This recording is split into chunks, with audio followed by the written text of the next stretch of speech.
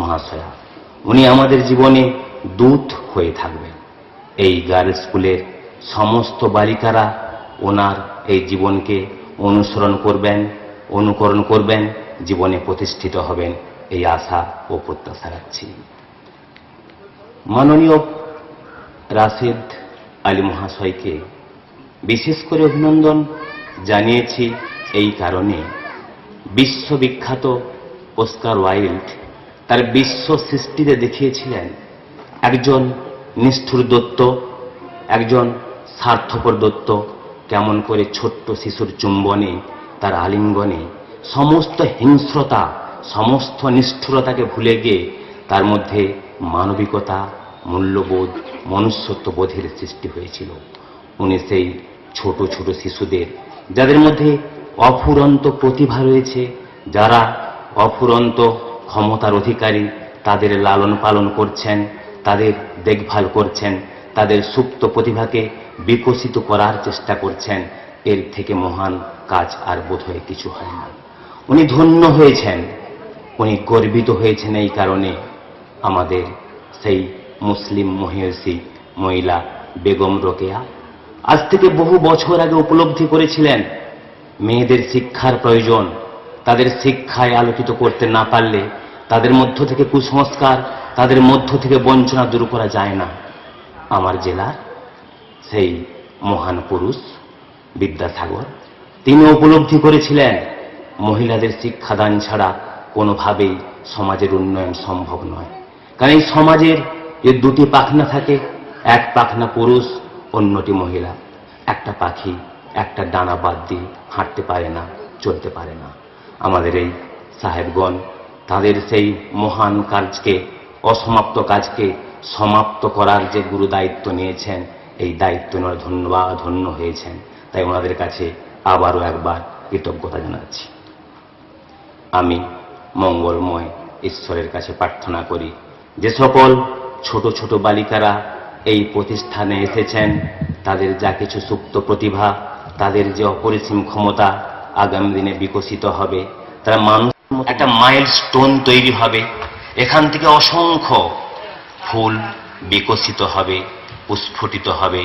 এই আশা ও আকাঙ্ক্ষা নিয়ে আমাদের কাছে আজ যে মহিষী মহিলা হাজির হয়েছেন, ওনাকে দেখে আমার এই ছোট্ট ছোট্ট ছাত্রীরা উৎসাহিত হবে, অনুপ্রাণিত হবে, জীবনে তারা প্রতিষ্ঠা লাভ করবে।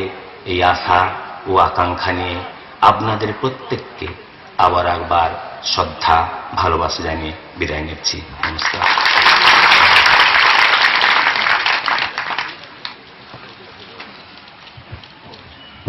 Thank you, Mr. Madan Mohan Mondal, for your wonderful advice and for your wonderful speech.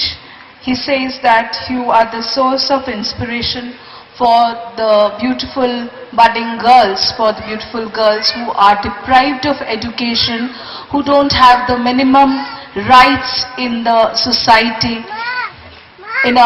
We are really sorry to say that many girls over here are deprived of education, deprived of the minimum necessities of life, which is really wanted for today's century.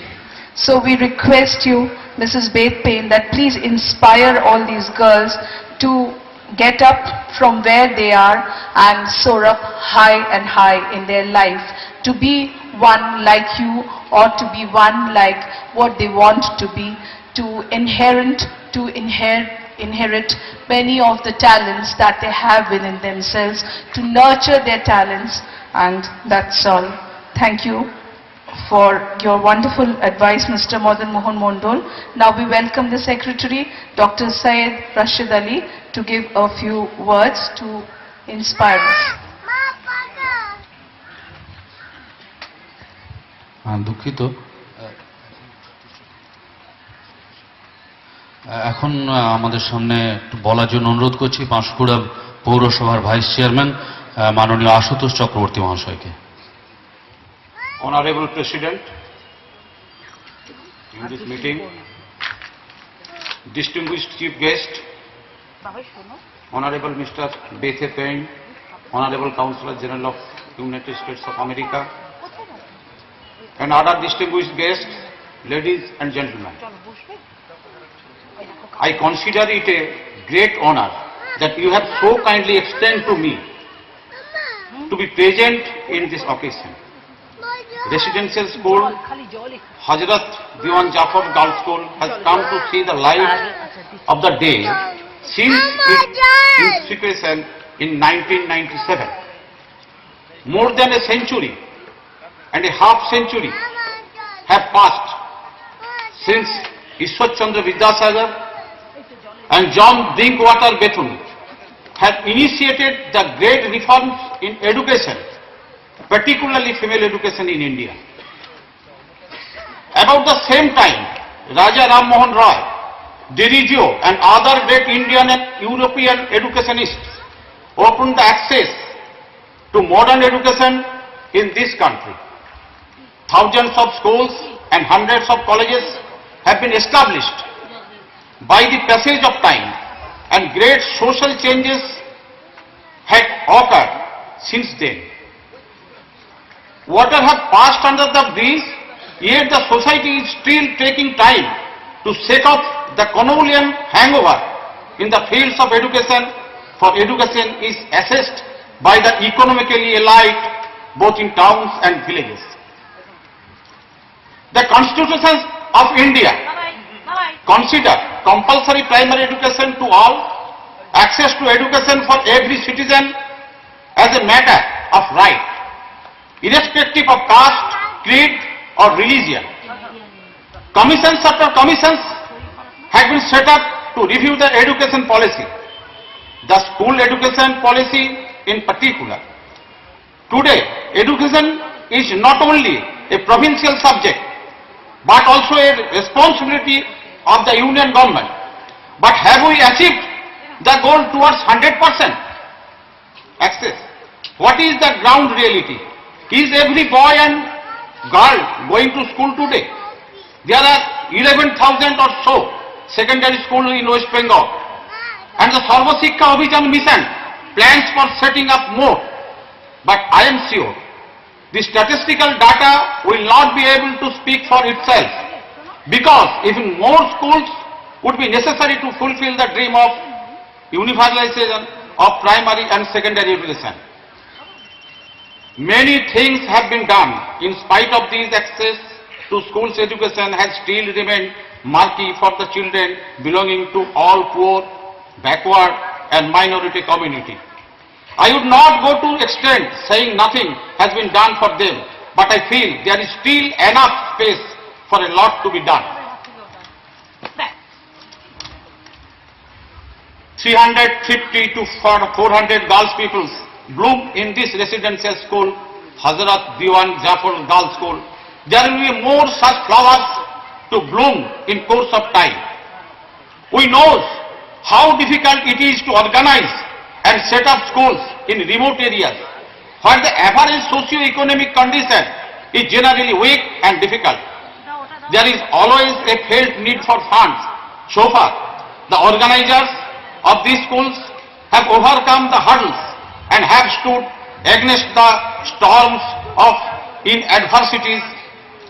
Today, there are 11 teachers and non-teachers and 6 part-time teachers staff serving the school. Residential school stands 5 or 6 bighas of land and has the provision for hostel. This school has come up to emphasize education among backward community and minority community, female children, in consciousness with the recommendation of the Sachar Commission.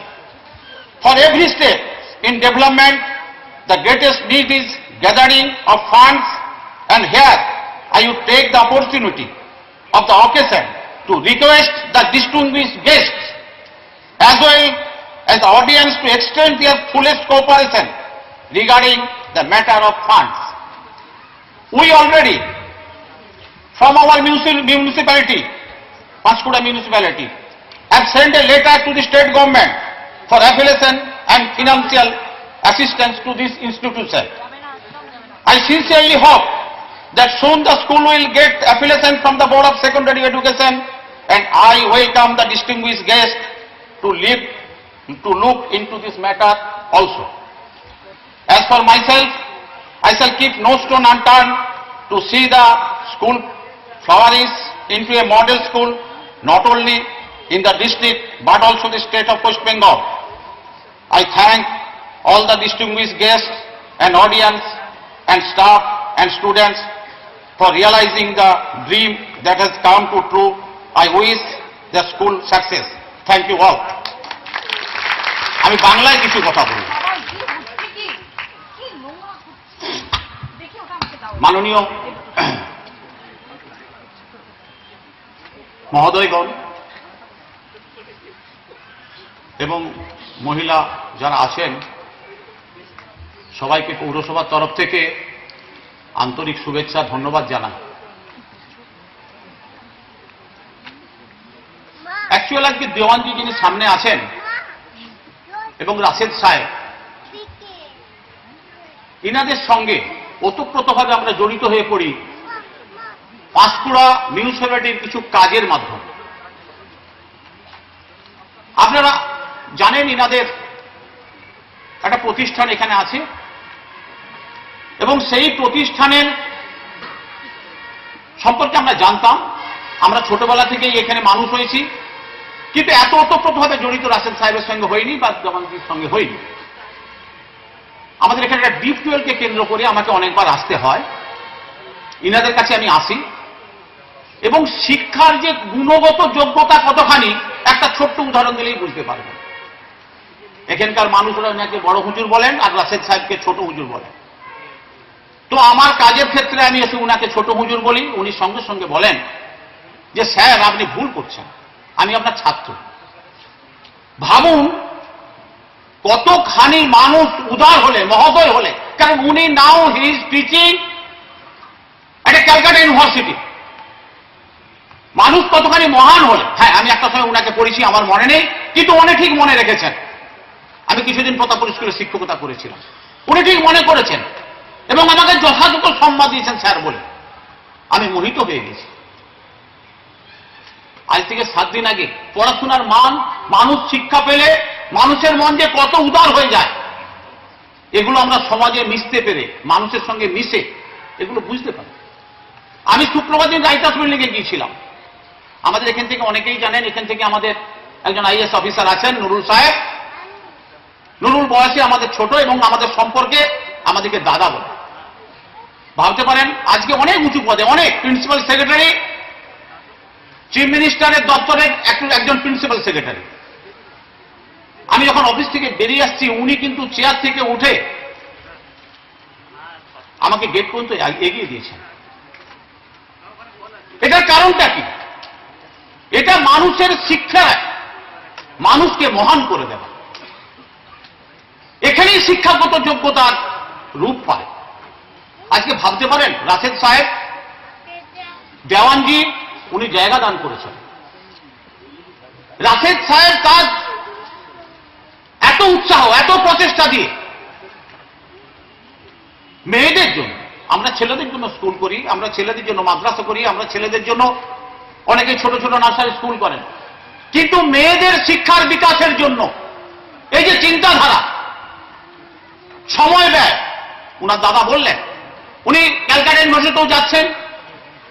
আবার এখানে একটা hostel তৈরি করে গ্রামের গরিব মেয়েদের, below poverty line, গরিব গরিব বাড়ির মেয়েদের তুলে এনে তাদেরকে শিক্ষার আলোতে প্রস্ফুটিত করার চেষ্টা করছেন। কতখানি মহান আত্মত্যাগ থাকলে এই জিনিস চিন্তা করা যায়, এই জিনিস ভাবা যায়। উনি আমাকে স্কুলে এনেছেন, আমি সেই জন্য ওনাকে বলেছি আমার মিউনিসিপ্যালিটির তরফ থেকে আমাদের যতখানি করণীয়, পরের দিনই আমি